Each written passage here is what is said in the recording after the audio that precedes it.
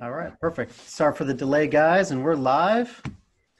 I just want to thank everybody for showing up today and coming out. And today we're going to be hosting our interview of the Top Producer Series.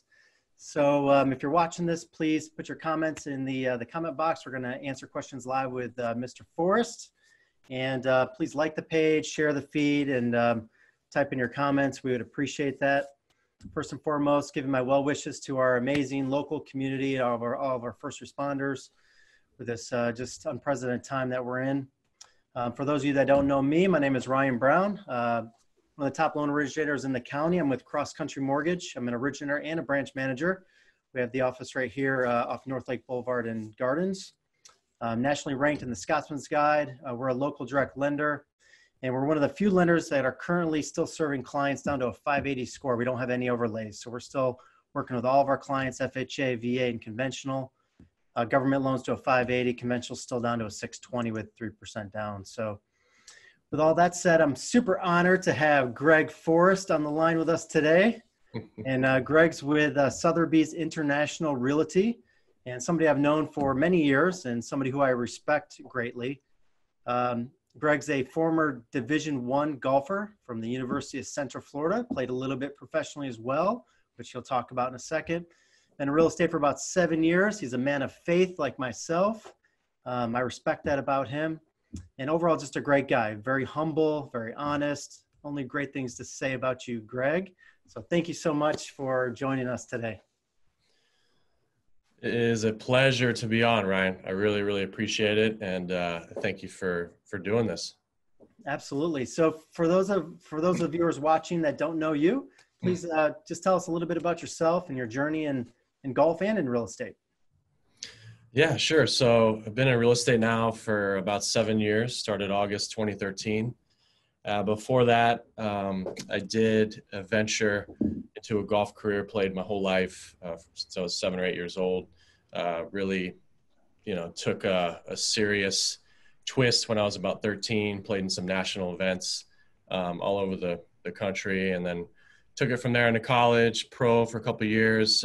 Unfortunately, just had some injuries, kept me back, but learned a lot through that process. It was basically everything that I wanted to do in life was be a professional athlete. But when, life gives you trials and tribulations, kind of like what we're going through now, you have to adapt. And I went through a tough time, but I came out of it. I feel like I'm stronger now, and I use it to my advantage in my business. I can't think of a more pressure-packed situation than being on the 17th or 18th hole, last hole of a golf tournament. You're going up against the elite athletes, and you got to really dial it in. So yeah.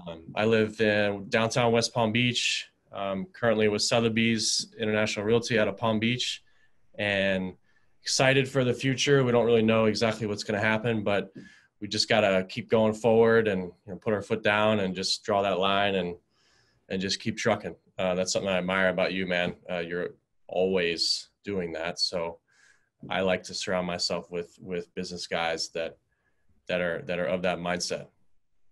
Absolutely. Yeah, that's good stuff. Tell me, just because I'm curious, tell me what it's like to be a D1 athlete. A lot of, going back in time. So, played 4 years D1 at UCF and turned down a Florida State offer too as well. Had a bunch of other offers, but came down to Florida State and UCF, and really it's just you're asked to perform at a high level. So there's a lot of scheduling, there's a lot of coaching that you have to adhere to, a lot of physical workouts that we had to do, a strict structure of a schedule that we had to go on. And for me, I came from sort of a household that, my parents were pretty lax, which I think is a good thing. They kind of let me do my thing and they supported me. But when you get into that structure as a D1 athlete, and you're around, amazing athletes, doesn't matter what sport. I mean, we worked out with the football team, basketball team, baseball guys, and they're all, respected top 25 teams. I think at any point when I was there, you're really just asked to do so much. So you have a lot of accountability kind of, on your shoulder, and you have to step up and, do your part. So I think my biggest takeaway was just, staying with it, making sure that I was focused on my craft. There's a lot of distractions in college, and, just giving it my best every day, I would say is probably what I remember most. So technology, right? So the internet just went out at our office. Full office. Lovely. Ain't nothing stop us, man. Yeah, nothing. So we'll keep rolling.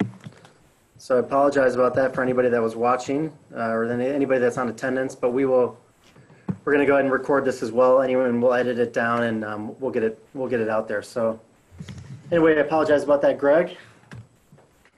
That's I guess the life we live with the world of technology. So tell us a little bit about like how playing golf at a high level, like being a D1 athlete, playing pro, like how has that prepared you for your real estate career?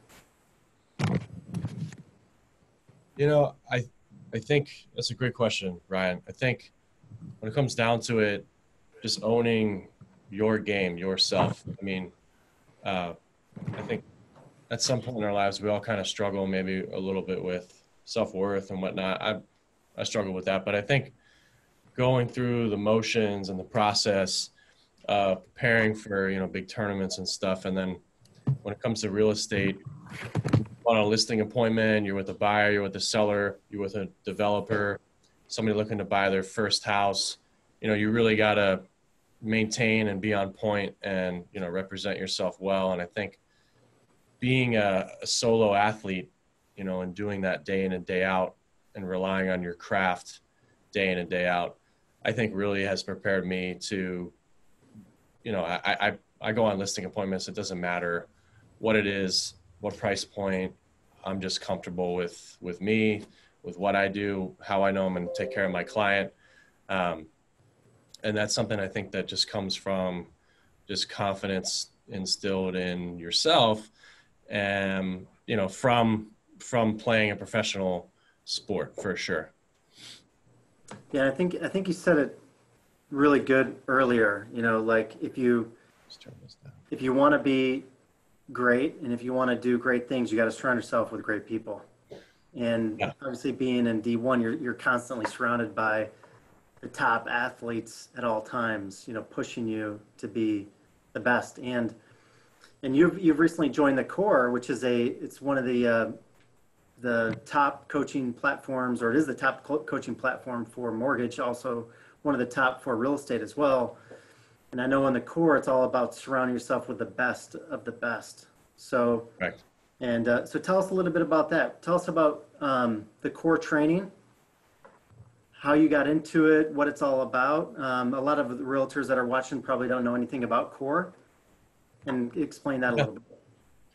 Yeah. So for those of you listening, Ryan and I are both in the Core. Ryan's a lender. Obviously, I'm a real estate agent, but I got in the Core through another respected lender in the area, which ironically, I feel like I met Ryan. I feel like I met you, Ryan, first before you were in the Core. But yeah, got invited to what we call a summit, which we do 2 a year, and I went to San Antonio, Texas, last May, and you're always a little skeptical, I think, of certain coaching platforms and whatnot. And I know the Core is not cheap, and so I went to San Antonio just kind of with an open mind, but sort of a little bit on the fence of hey, is this for me? But I saw you there, saw just about 500 the top lenders and real estate agents in the country there, and it just kind of reminded me a little bit of maybe my past a little bit, being an athlete my whole life, being a top 100 amateur or whatever, top 20 junior in the country back when I was in my prime. And it just kind of like put a fire in me, man. I remember you have to write like a little letter and sort of like a resume to get accepted. And I remember just writing like, this is perfect for me. I've been through coaching before, as a professional athlete, and now I feel like I can transition it into a career. And yeah, man, just the energy in that room, just so many people fired up about just selling, and just doing business and doing it the right way, ethically, treating our clients like gold, all that stuff that I was hearing. I was like, yeah, I think I can get behind this. What's the importance of being coached? So obviously the core isn't just an event that you go to, but level 3 coaching is where you actually get coached every 2 weeks. You have a ton of homework to do. Yeah. You're held accountable. I mean, what does coaching mean to you? So I've always hated homework, man. I don't know about you, but in school, I'm like, I hate this. I mean, I wasn't a dummy, but I wasn't the brightest. But the homework is something I think that really coaching, it just comes down to accountability. Being held accountable is, I feel, the number one thing that really catapults people to next levels. I mean, you look at any top CEO, employee, any top CEO or owner, of a company, especially the ones that are, super well known. If I had a conversation with them, over coffee, I guarantee you, and then the first 5-10 minutes, they'd start talking to me about their mentors and the people that held them accountable and the people that were, really influential in their life to take them to the next level. So I just think there's so much stuff out there now, especially where people just want to teach, and they want to give away what they have. And I think that's great, but having that coach and that accountability, it just is next level. You always feel like you're not doing enough in like a good way. You're always, held to a standard and being pushed. And I think it's essential in any kind of business, Yep, I agree 100%. And even if somebody's not part of a coaching group like the core, it's so important to find like an accountability partner. It's like going to the gym. Yeah. It's like if I wake up at 5 a.m. and I go to the gym by myself, it's going to be a terrible workout. I'm going to walk around. I'm going to procrastinate. I'm not going to push myself. But if I go at 5 a.m. and it's a CrossFit class and I have an instructor screaming at me and then there's other people I'm competing with, I mean, I'm going to push myself to some pretty high levels. So I think for, even if you're not professionally coached, to have some sort of accountability partner, right, to hold you accountable and to have goals when you reach them, to have either reward or pain. I know we both get professionally coached through the course, so I know you're in the same boat as me. Like I know if I meet my goals, I have something that I can reward myself with, and I know if I don't meet my goals, my coach is going to hold me accountable for paying the penalty. Those penalties can be pretty steep. So, but I think that's important for really anything that we do in life, or any realtor or any business professional that's on the line, that just get somebody to hold you accountable for meeting your goals. Absolutely. Cool. Well, let's talk a little bit more about some of the things that the core has taught you. And you have an awesome business. What I really respect about you is how you create like relationships with your clients, not just on a surface business level, but you really go deep and you create this strong connection with them. And you get a lot of leads from those clients. You get a lot of your clients to refer you. What's one of the biggest maybe lessons that the core has taught you, or one of your favorite strategies that the core has taught you? Oh man, that's a tough one. Being a new student, I still feel like I'm way behind as far as the learning curve when it comes to being the absolute best. I appreciate your compliments. I really feel like just being a resource more. I think a lot of people hate being sold, but they like being advised. So if I come across as a salesman in my business, it's not a great look, even though we are in sales and I love doing a sale and I love doing a deal. Mm-hmm. Just like I would, fist pump on the golf course like Tiger is famous for. I'm still fist pumping when I'm doing deals. So, but I think to answer your question is being an advisor is really starting the conversation off and setting the tone of the deal or of the relationship of, hey, I want you to know I'm here, for any of your needs.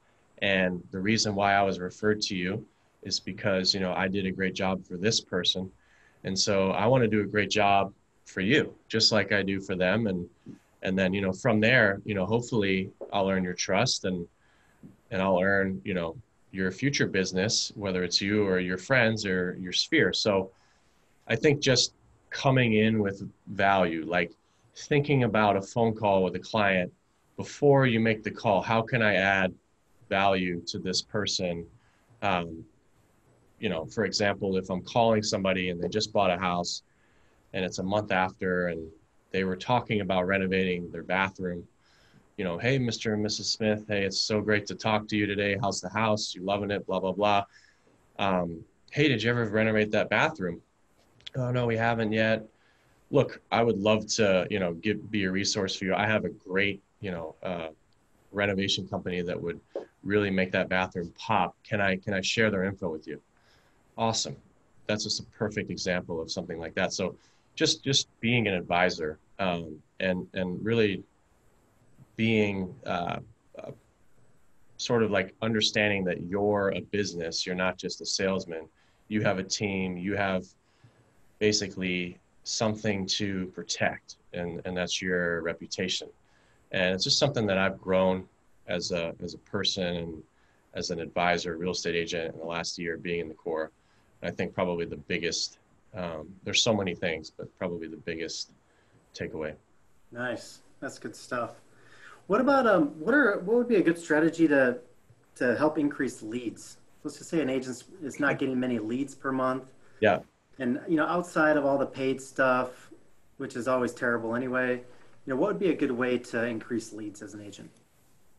Yeah, so that's something that I think about every day for my own businesses, and especially in the core when we have agents that are almost doing a deal a day, or more, and have a team where they're getting so many leads. I think is not being afraid to ask. Number one, I mean, I think we know, being in the core, that the best conversion ratio of a new lead is probably going to be from a past client, a current friend, a current business partner, somebody that's in our sphere. So the best thing that I think brings people down to a level of, hey, I can do business with you is, me too. Like, hey, this person, me too. Hey, you have a boat, me too. Awesome. Let's do that together. Let's do things together, and then kind of break it down. So I think just asking, like going back to that phone call example, at the end of that call, I might be like, hey, look, I'm really looking to grow my business this year. Can you think of somebody, maybe one or two people that you might know that are looking to buy or sell? I'd love to do a great job for them. Simple asking for business. I think a lot of agents are afraid. I even get afraid, but I'm learning to not be afraid, because if I know what I'm offering, then I should be asking. I should be asking because I know that I can offer a great service. So Absolutely. If you're confident in your service, asking, I mean, by not asking, it would be almost a disservice. correct. It's so important to ask. It is a tough habit to start doing, but it's so important. Yeah. And yeah, and back to that what you're talking about, relationship, finding that connection point. I love that, because I think it's so true. Once you can find some sort of connection point, whether it's golf or the love of renovating a property, or growing up in Stewart, or whatever, going to Central Florida, whatever it is, whenever you find that connection point, to really use that as that hook for your relationship. Yep. To go, Yeah, so you nailed it, man. you completely right out of the business world into more of that, that friendship type world. Correct. That's Yeah. good stuff. That's good. What about like managing your calendar and time management? I mean, I think everybody, it doesn't matter how many deals you do, it's like we all have problems with that. And, just prioritizing time. So how do you do that? How do you manage your calendar? How do you manage your time? How do you get the most out of your day? What does that Yep. look like in your world? So I have an assistant now being in the core. They really harped on that, and I think it's really helped me to kind of free up my time. And if I'm doing the business properly, then we do this thing called time blocking, which and a lot of people are familiar of. I'm still not great at it. It's probably it's definitely one of my weaknesses. I'm more of a creative thinker. I'm constantly thinking about the next thing versus, hey, let's get our list, let's time block each day and put those things in our list within those blocks of time. And so, um, just remind me of the question exactly again one more time, Ryan. Yeah, how do you manage your day and Yeah. get the most out of your day? So it's so for me, it would be being held accountable to my time blocking. So I might have an hour in the morning where I make phone calls. I might have an hour right after that where I'm searching the MLS for new properties for prospective buyers or learning the market. I might have an hour or two of driving neighborhoods. I love to drive neighborhoods, and since I've had success in selling new construction and renovated properties, I look for trucks that are parked at a property and a property's either under construction or in renovation. I'll just go knock on the door and be like, hey, what's going on here? So different parts of your day that we call green time that are adding to the bottom line. So a lot of the other stuff, the paperwork, what we would call red time, hopefully, we have somebody or a transaction coordinator is also a great thing now that's pretty popular with real estate agents, where it's pretty affordable. That's huge because it frees up your time to do, the other things. So time blocking, but being held accountable to do it, I think Right. is the number one thing. I'm not the best at it yet. I'm getting there. It's a weakness. So I think I know that, I own it, and try to improve on it. Yeah. It was hard for me too because it's easy to get caught up in all the minutia and all the details, and it's easy to do, focus on paperwork or get those little things done. Yeah. Um, but it's so rewarding when you say, okay, listen, I'm going to prospect 3 hours today, and you actually do it. Yeah, it really Like is. the rest of the Yesterday day I is had one of like, those days. Yesterday I had one of those days where I just went through my list and went home and was like, that was a productive day. yeah. And there is power in that, man, for sure. But you talked about driving around and looking at some of the construction, and I know you've personally built, some homes and have done some renovations, and you work with some investors and things of that nature. Um, what can you tell us about that? How did you get into that? And what would be some tips, say, if an agent wanted to get into that, maybe representing a builder Yeah. or something of that nature? So I think for me, I don't know. I've always had sort of a creative design eye, definitely just a God-given gift, and um, never went to school for it. Just I even like yeah, I think I was probably 5 years ago. I'm like, oh, Pinterest, that looks cool. Like, so I actually have a Pinterest account, everybody. But yeah, my parents renovated their house about 5 years ago, and actually it might have been longer. It might have been like 8 years ago. And I just was like, hey guys, I really want to help. Can I be involved? And I basically, I don't know if it's ego or whatever, maybe tiny bit, didn't really feel like it, but I'm just like, hey, this would look great. This would look great. And we did their whole house and it came out great. They love it. And so I think from there, it just kind of, I got into real estate, and then it was actually through like a men's sort of a Bible study slash business leader network that I was a part of for about 2 years. One of the guys was a builder, has become a good friend, and we teamed up. And I was like, hey man, let me help you find some opportunity. I mean, you really got to know your market. You got to know what land value is compared to, what you're going to sell we would call the ARV, the after renovation or after build value. is in your market, and then, just make calls and just try to find. I mean, me, it happened to be within a group, but just find and call builders, meet with them. I've had meetings with builders. Sometimes it works, sometimes it doesn't, but you just want to get yourself in front of them and, really just own your craft, do a little research, come with some materials, maybe if you haven't had experience in the past, and, just know your market, own your craft, come with materials. That's really how you can kind of get in, and then just say, hey, look, I'm not going to let you down, be aggressive, give me a shot, let me help you kind of mentality. And I think that's how you get somewhere in life.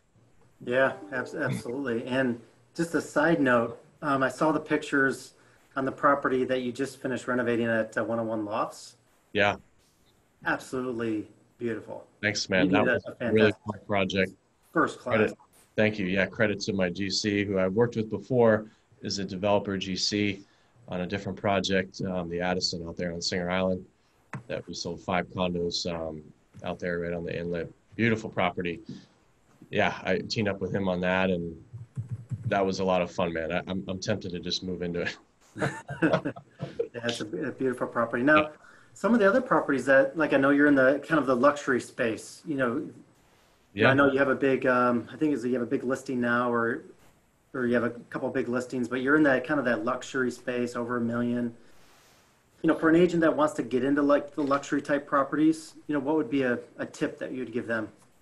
It's a great question, man. So yeah, I've been blessed. I've sold probably close to 20 now, over $1 million, which is crazy to think about. But you really just, it's really the same. It's not a lot different in the 2 to 3, 4, $500,000 range. That is probably the average, in this county, versus north of $1 million. I mean, some of the clients are easier to deal with, to be honest, because they have money. Not that solves everything, but it's like there's a little bit less stress, even though people think, oh, well, being in a luxury market, you got to be more on it, and you do, but you just surround yourself with good people, like Ryan Brown, for example. If they're looking to get, a jumbo, loan, hey, Ryan, or to my client, hey, I've got the perfect person for this. You're looking for a renovation? I've got the perfect person for that.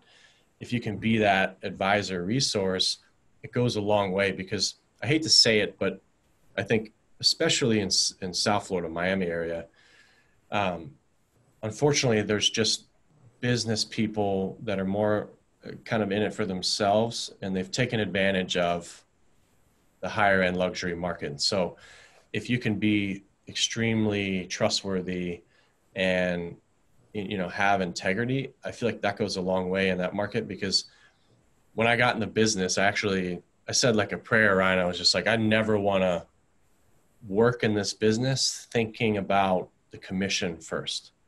I want to put that last. And I've just stuck with that. I mean, I'm never nervous about not making money, even though in these times it can, get to you, especially in your loan time. But it's just surrounding yourself with good resources, being professional, dressing professional, being on time. That's something that I've learned. I mean, I'm always like right on time or a minute or two late, and I've got to get better at that. I know I do, but follow up is key as well. Just making sure that you're always following up. But yeah, it's really just, get maybe aligned with more of a luxury team. I started in the business on a team because I figured, hey, if I'm starting in real estate, I don't want to sell to my friends if I have no idea what I'm doing. And so I need a team to get some leads, maybe make a few mistakes with people I don't know.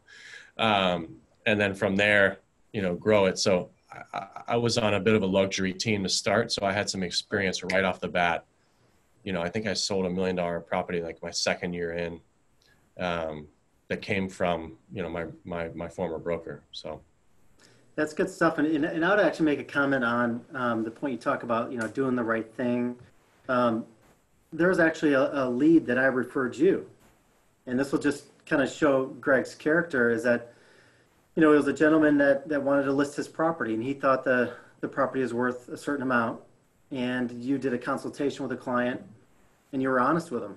You didn't just go in trying to get the listing. You probably could have done that, but you went in there and you gave him honest advice, and you stuck to that. It wasn't about, and you didn't end up getting the listing. No. But the whole point is that you were giving them honest feedback. You weren't in it just to try to get a commission or just Right. to try to get another listing.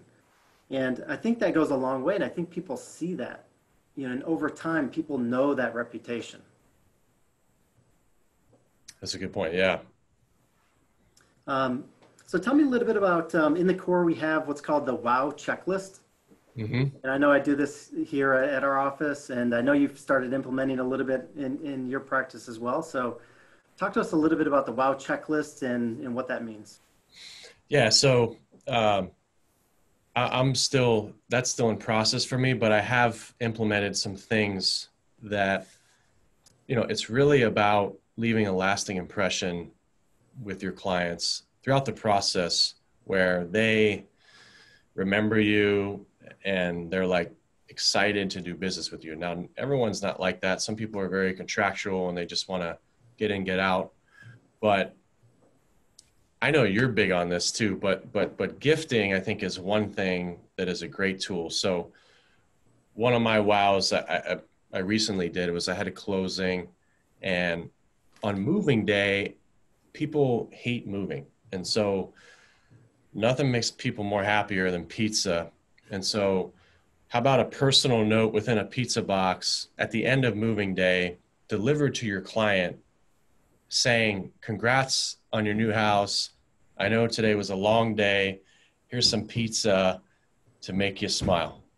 So I just recently did that and my clients loved it.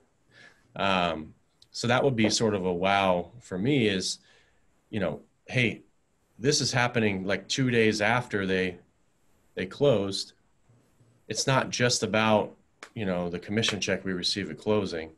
Hey, let's continue to wow them after the fact. So, I've done stuff like, we go under contract. I'll send brownies to a client. Hey, we're under contract. That's sweet.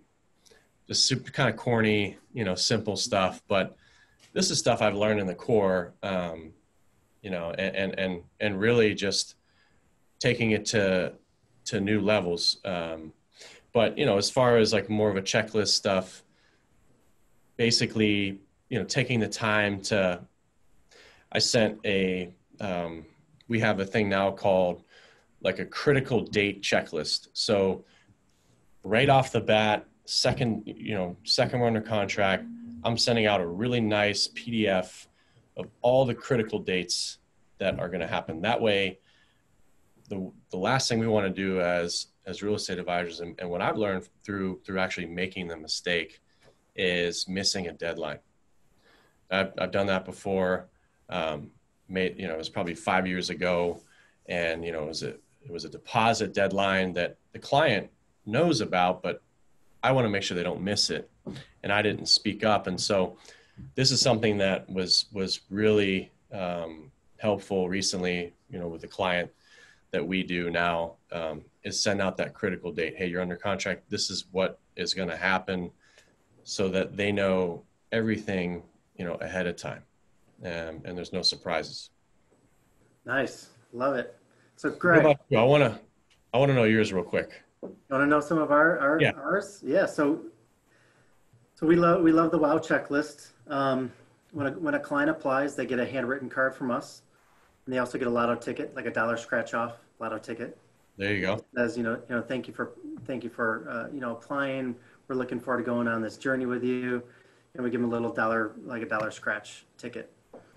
When their loan's approved and appraisals in, so appraisals in and cleared, and we have the loan commitment out or issued. At that point, we send them a moving box. So we have a branded moving box that has big rolls of tape, a big tape gun, has moving labels for all their boxes.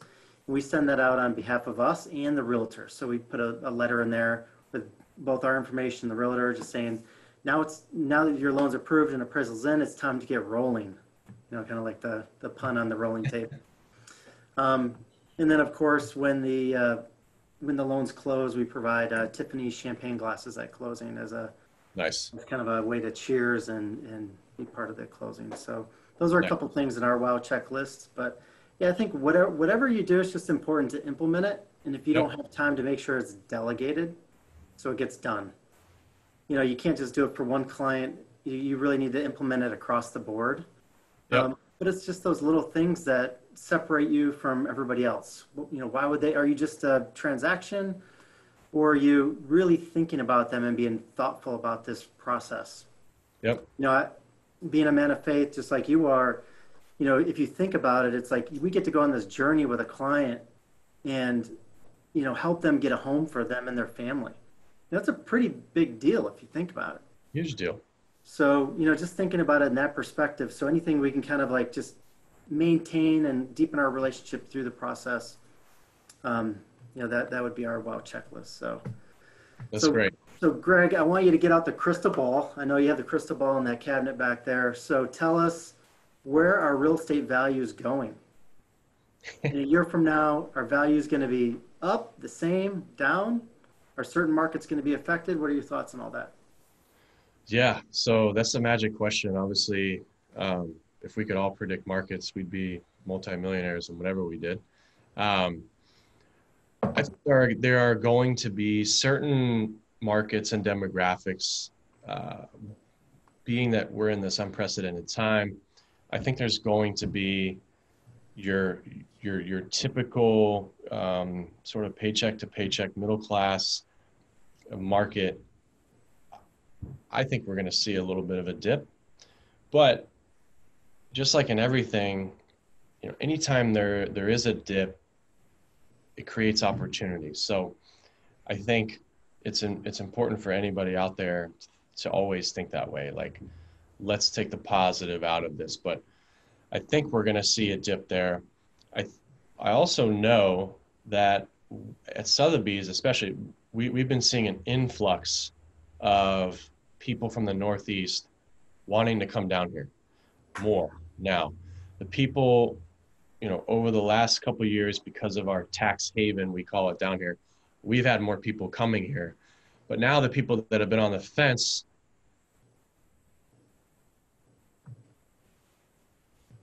I think the majority of them are going to take the leap and either buy a second place down here or move their entire operation down here because, just because of what's going on up there.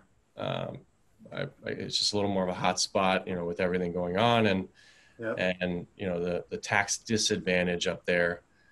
I see, more of the luxury market here staying a little bit more stable because of that. That's in our market.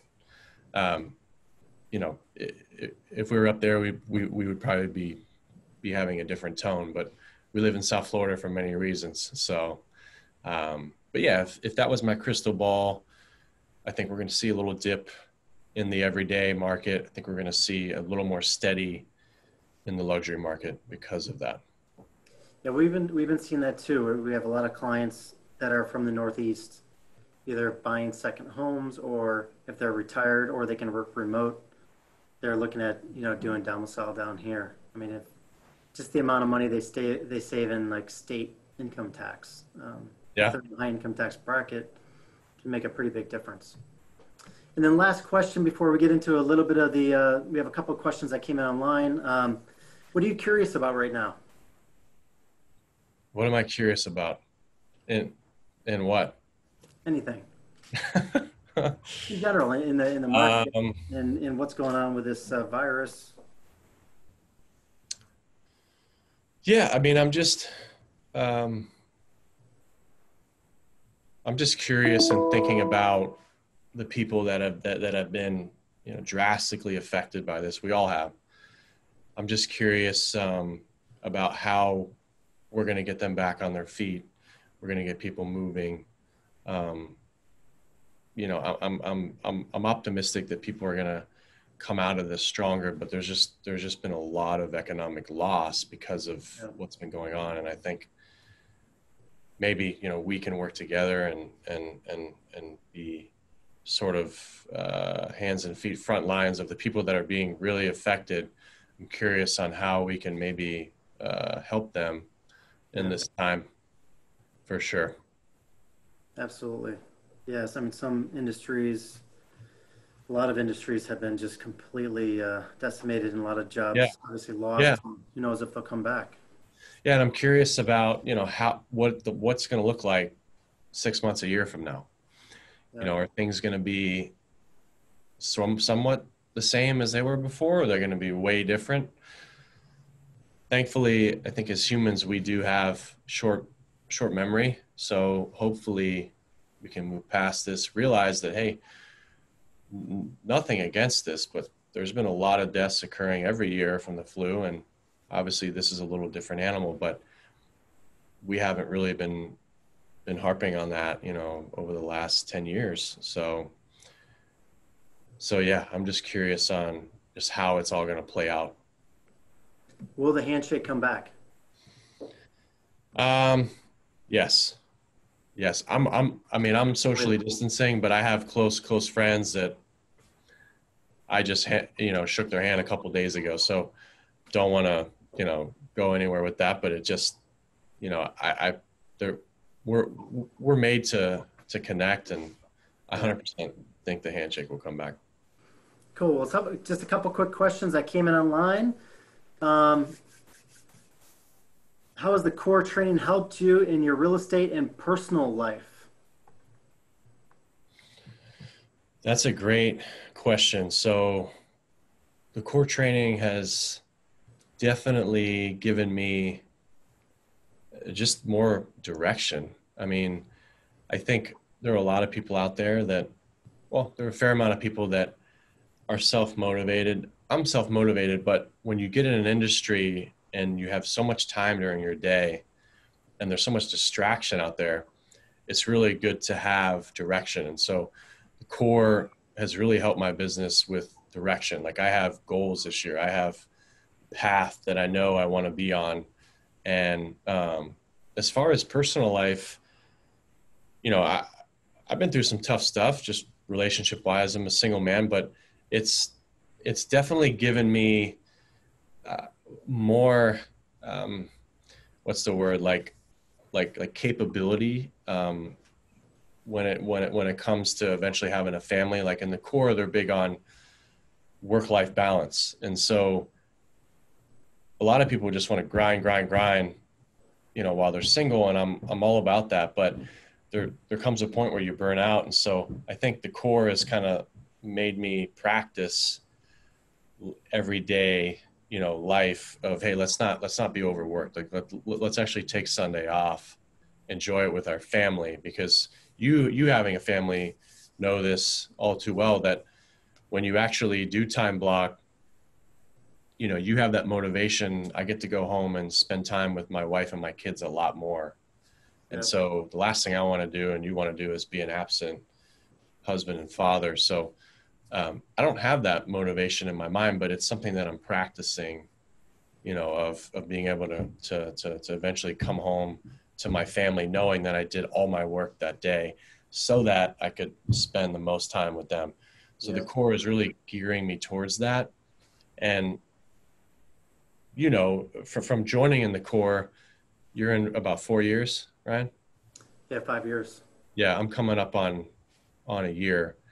So, from just talking to all the people that have been in it for 2, 4, 6, 10 years, that's like the first thing they say, is that it's really changed my my personal life, drastically, because I'm doing everything, for that.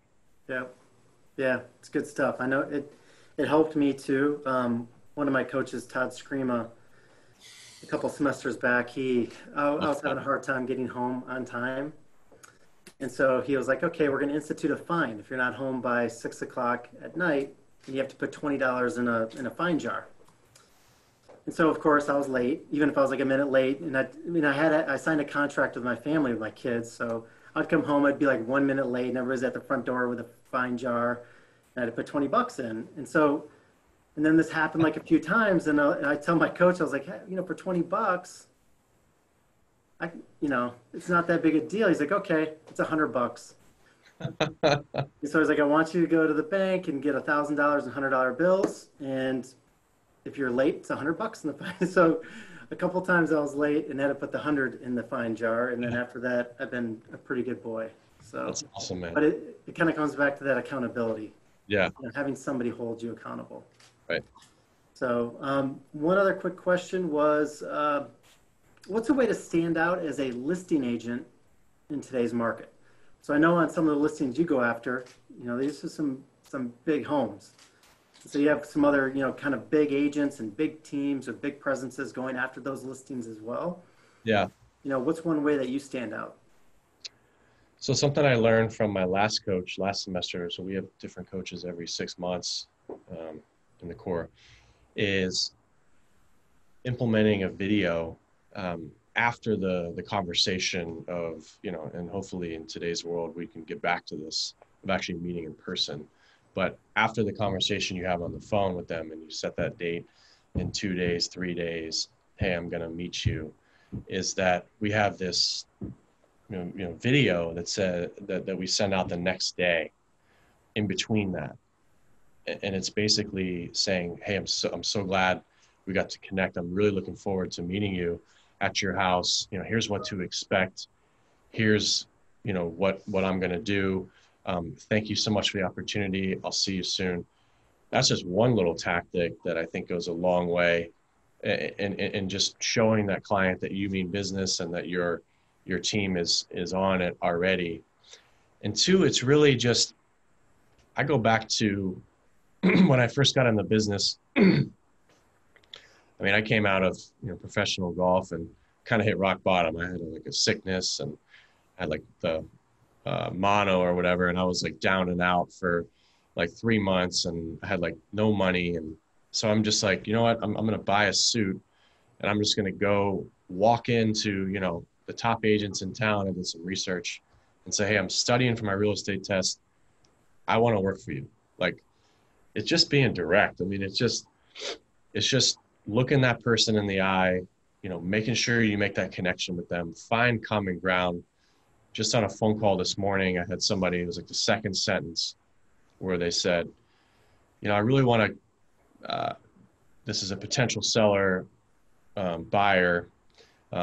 So like a two-way is, she's like, it's just myself, my husband, and my one child, but we have a golden doodle and he needs a yard. I said, it's all about, the golden doodles having their kingdoms.